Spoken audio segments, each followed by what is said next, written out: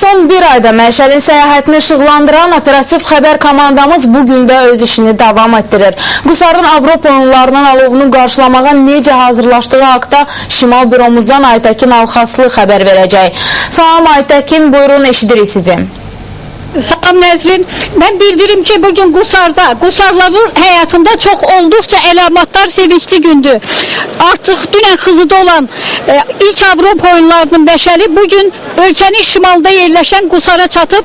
İndi bu dəqiqələrdə artıq Məşəl Qusar şəhərinə Heydər Əliyev mərkəzinin qarşısındakı Rəmzi qapının qarşısına çatdı. Burada Məşəl, Xızıdan gələn Məşəldarlar qrupu Məşəli, ilk Avropa oyunlarının Məşəlini yerli idmançı universal döyüş üzrə Avropa çempionu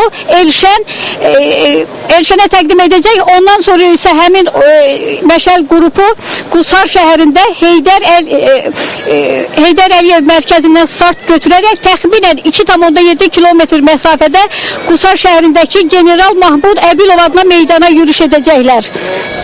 Nəzrin, Təşəkkür edirəm. Aytəkin Alxaslı 1-ci Avropa oyunlarının növbəti ünvanı olan Qusardan xəbər verirdi.